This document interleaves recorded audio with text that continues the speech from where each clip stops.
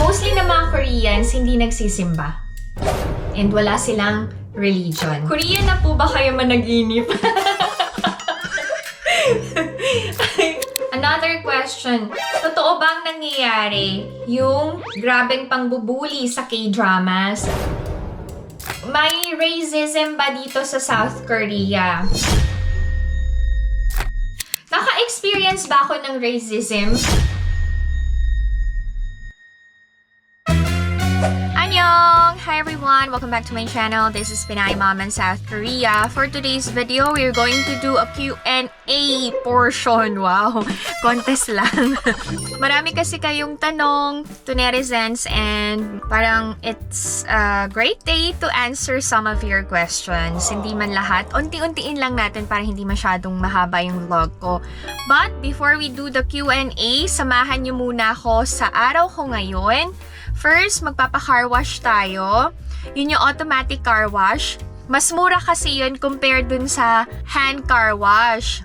Sobrang pricey na. So, ang ginagawa ko, ako na naglilinis ng loob ng sasakyan ko. Tapos, pag nagpapagas ako, meron akong nare-receive na coupon and pwede yung gamitin para makasave kapag magpapa-automatic car wash ka dito sa South Korea. So, I'll show it to you. And then, what else? Since mag-spring na, naisip ko na bumili ng new pair of sneakers. Mahilig ako sa white sneakers to netizens.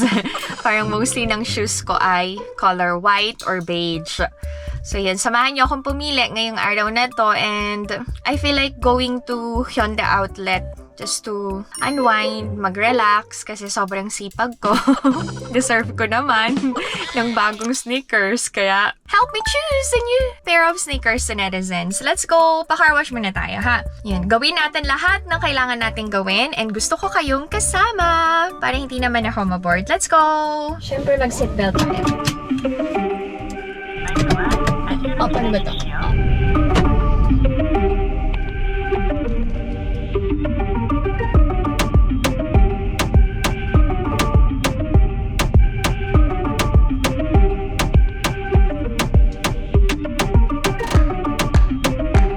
Sedan, 4,000 won. Tapos yung SUV, nasa 5,000 won. Share ko lang sa inyo dati. Takot akong magpa-car wash ng ganitong automatic. Parang feeling ko kasi may mangyayari sa akin sa loob. Baka maipit yung sasakyan tapos mamatay ako. Kaya hindi ako nagtatry dati ng ganitong klase ng car wash. Tapos nung natry ko na, naglakas loob ako one time. Buhay naman akong nakalabas. So thank you Lord.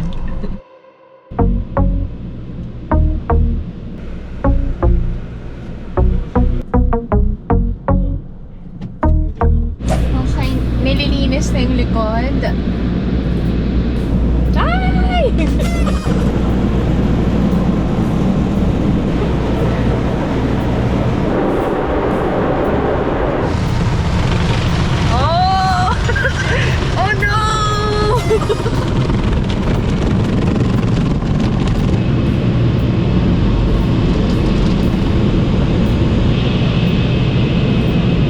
$4,001 na yun, yung automatic car wash. Kaysa naman yung lilinisan lahat, worth 25,000 won. Total, ako lang naman ang gumagamit ng sasakyan na to. Malinis naman yung loob. Oh, malinis na ang aking fry.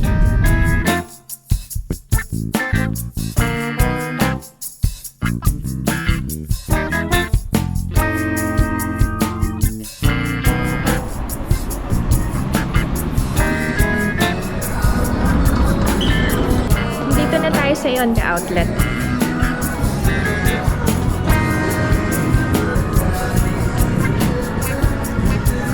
Pupunta muna ako sa Ray-Ban para ipa-adjust yung shades ko. Ginamit kasi ni Ijun.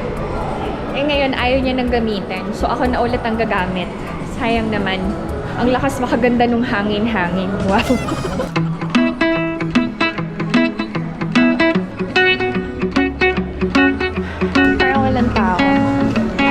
So, nakalimutan ko yung warranty card. I forgot to bring. Dapat pala meron pag magpapa-adjust ka. I'll show you yung mga shades nila. Ito Prada. May very simple OOTD today.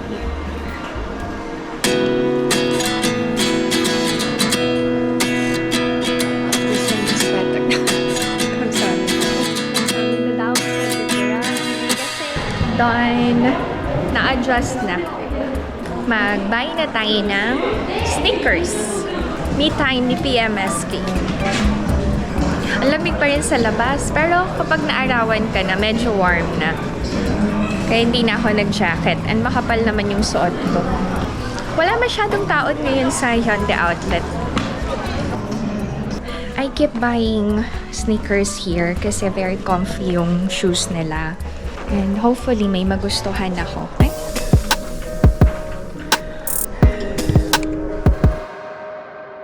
Ito simple lang. Tapos mura lang oh. 62,300 na lang. Oh, ito rin nice. Ay, para mas maganda to.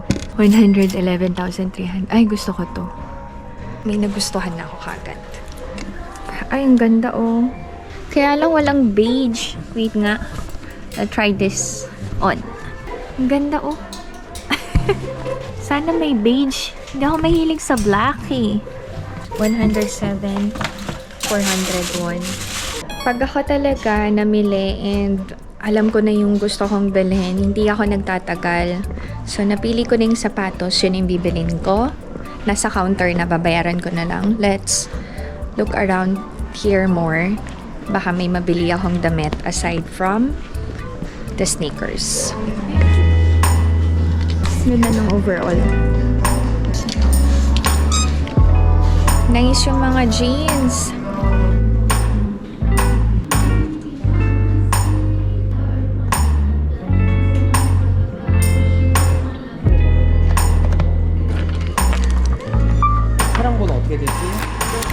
Shoes lang yung nabili ko sa Tommy. Akit ako sa second floor. Mag-check ako ng denim skirt. Ang ganda sana nung denim skirt doon. Kaya lang walang size. 25 and 26 lang. Masyadong sakto yung 26. Eh paano kung naparami yung kain ko? Siyempre, puputok na yung tiyan ko. Ayoko naman nun. Tsaka, hindi ako mahilig dun sa tight talaga na jeans. Yung saktong-sakto. Para akong hindi makahinga. Mag-check ako sa Levi's. Kasi sa Levi's, usually, 2+1 yung mga jeans nila dun. Sumama na din kayo to Neresens. At tapstaan tayo sa Joy Grayson para magkaroon kayo ng idea kung ano yung mga style ng bags dun. 1+1 sa Polham. Ang sarap mag-shopping, no? Kapag may pera ka. Ayan, no? 2+1 nga eh sa Levi's. Yung isang pants, 59,000 won. Hanap ako ng sale.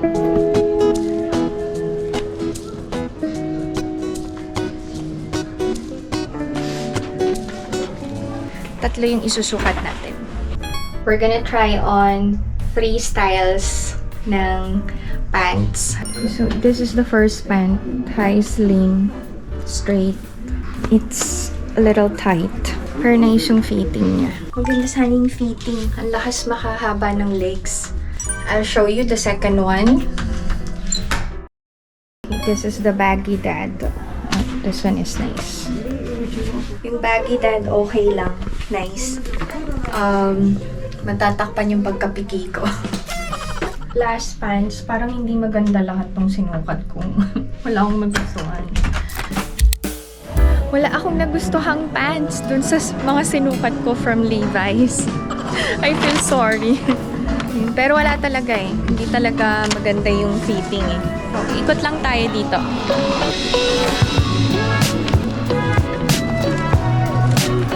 Gusto ko sanang i-avail yung 2+1.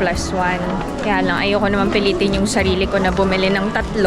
Tapos iisa lang yung bet ko. Huwag na lang. Dito tayo sa Joy Grayson. Yan. Ito yung mga bags nila yan. Ay, nice oh. Nice, nice, nice.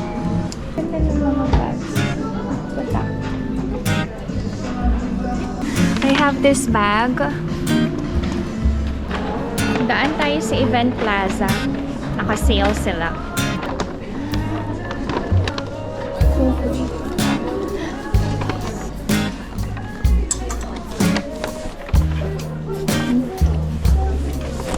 Ang mamahal pa rin. Parang ang sakit sa mata ng mga presyo. Ay! Oo, sumakit ang mata ko and ulo ko sa presyong nakita ko. Mahal. Naka-sale pero napakamahal naman. Wag na. Sige na, tama na tong sapatos. Sapatos lang naman talaga yung bibilin ko rito. Ah, wait. Daan pala tayong Giordano. Pag hindi naka-sale, hindi ako bibili. Parang nice to. Ay, nice. Okay. This one is nice. Light jacket. Bili ako. Biling ko na to. I also bought Ina's shirt for Ina.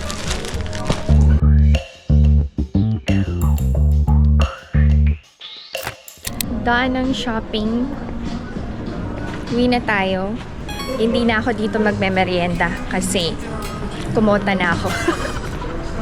Marami pa akong gustong bilhin kasi mag-spring na nga. Sa susunod na week na lang ulit ako mag-shopping ng damit. See you at home and mag-Q&A na tayo to netizens, ha? Diyan lang kayo. I'm already home. Mag-Q&A na tayo. Nagmerienda na ako. Hindi ko na pinakita kasi tinapay lang naman yung kinain ko. Mag-start na tayo sa first question. Naniniwala ba ang mga Korean sa Diyos? To tell you honestly, na-surprise talaga ako kasi walang religion ang aking Korean family. Tapos, I observed, sa 15 years ko na dito sa Korea, hindi naniniwala mostly ng mga Koreans kay Lord. Pero may mga religion. May Catholic na talagang yung mga Katoliko dito, makikita mo na kapag nagsimba, may belo pa sila. May takip talaga yung ulo nila. Properly dressed sila kasi si Lord yung minimit nila sa simbahan. Naka-attend na ba ako ng misa in Korean? Yes. Several times. Kahit hindi ko naiintindihan 100% yung homily, iba pa rin talaga yung pakiramdam ng Korean Catholic Mass. Seryoso. Parang iba yung yung Espiritu Santo na pinaparamdam kapag ang mga kasama mo magsisimba, Koreans. I think mas mataas yung percentage ng mga Buddhists kesa sa Katoliko dito sa Korea. Tapos may iba pang mga religious groups na pinupuntahan din ng mga Koreans. Pero, based lang din sa observation ko ha, mostly ng mga Koreans hindi nagsisimba. And wala silang religion. Okay, eto. Pwede ba ako mag-share ng story behind the farm wealth ng mga in-laws ko? Actually, yung first son ng Shin family, yun talaga yung nagmamana ng lahat ng ari-arian ng Shin family. So, namana lang din ni Abuji yun sa tatay niya. So, kanununuan pa ng Shin family yung lupain and ari-arian ni Abuji. Okay, curious din, paano daw tinatapon yung mantika or nire-recycle ang mantika sa South Korea, especially mga dinidip fry na food? Ako, what I do, pinupunasan ko talaga ng tissue yung mantika bago ko hugasan yung kawali. Pinupunasan ko talaga ng tissue, tapos nilalagay ko lang sa plastic and then tinatapon ko na sa basurahan. That's how I clear yung frying pans na may mantika. Okay, next. May daga pa sa South Korea. Idagdag ko na ang ipis, ha? Merong daga and ipis dito sa South Korea, pero sobrang rare kang makakakita talaga yung mga sulok-sulok ng bahay, especially sa apartment, kasi regular na nag-i-spray, may insecticide, pesticide, and lahat-lahat na ng side-side. So well-maintained ang mga bahay dito sa South Korea. Unless lumang-luma na talaga yung bahay. meron at meron kang makikitang ipis at daga. Pero yung mga ganitong klase ng bahay, kung saan kami nakatira, wala kang makikita. Kasi pag meron ka nakita, ay nako, sobrang reklamo na ang maririnig ng asosasyon dito sa apartment. Grabe pa naman ang mga Koreans kung mag-complain. Yung kalabog pa nga lang ng paay, i-announce na yan kung saang building may maingay, ganyan. Yun pa kayang daga at ipis. Okay. So, mahilig ba ang mga Koreans sa mangoes? Family ko mahilig Si Izun mahilig sa mango juice. Si Ina and si Alex as in favorite talaga nila yung mangoes. Kahit mahal, bumibili talaga ako para kay Ina. Kasi si Alex, palagi na lang siyang nag-giveaway kay Ina. Pag bibili kami ng 3 pieces in 1 pack, parang kahit gustong-gustong kumain ni Alex, bibigay niya na lang kay Ina lahat. Selfless no? Mas mahal niya yung anak niya kaysa sa sarili niya. Joke lang. And yung mga Korean friends ko na nakapag-visit sa Philippines, ang lagi nilang sinasabi, ang sarap ng mangoes ng Philippines. Ang tamis daw at saka malalaki, ganyan. So, I think yes. Koreans love mangoes. Okay. Ito ba nakakatawa? Ang cute ng question. Korean na po ba kayo managinip? Ito may mga crushes din ako na Korean actors. Si Jong Hae-in, si Lee Byung-hun, si So Ji-sop. Ayan, to mention a few, sila lang yung natatandaan ko right now. Hindi ako Korean manag-inip, pero napapanaginipan ko yung mga Korean actors na chini-chase ako. Sorry, bigla akong kinilig. Naalala ko kasi, yung sa Mr. Sunshine. Alam niyo yun, sa sobrang fanatic ako ng drama na yun, iniisip ko na ako yung ako si Kim Terry.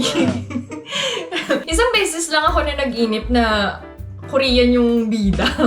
Additional na lang, marami kasi nagtatanong din kung naiintindihan ko ba yung Korean dramas or movies without subtitle. Hindi 100% na naiintindihan ko kasi ang lalalim talaga ng salitang Korean. Pero, in general, naiintindihan ko and alam ko yung takbo ng story. Kasi ang tagal ko na dito and nag-aral talaga ako ng Korean. So, naiintindihan ko. Okay. Ano yung ginagamit kong gamot para di ako magbuntis and kasi hindi pa nasusundan si Izun? Wala akong iniinom na kahit na ano.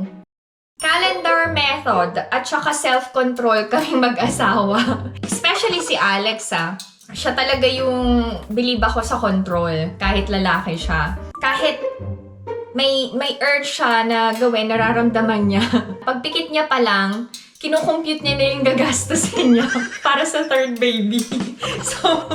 So, walang choice kundi self-control na lang. Pero yun, calendar method and self-control. Tapos, yung reality of life dito sa South Korea. Kasi sobrang mahal talaga kapag nag-anak ka. Literal na mag-i-invest ka talaga sa anak mo. Yun, literal. 15 and 30th of the month din ba ang sweldo ng mga Koreans? Ang mga Koreans, monthly ang sweldo. Hindi siya twice a month. Sa case ni Alex, every 21st of the month. Sa case ni Lanema, I think it's every 15th of the month. Sa akin naman, every 6th of the month. So, iba-iba. Once a month ang sweldo. Another question, totoo bang nangyayari yung grabeng pangbubuli sa K-dramas? Yes, nangyayari. Sad to say, merong mga ganong cases pa rin dito sa South Korea. Yung pagbubuli talaga. May napapanood pa rin kami sa news na grabe yung hirap na experience nung middle school and high school students.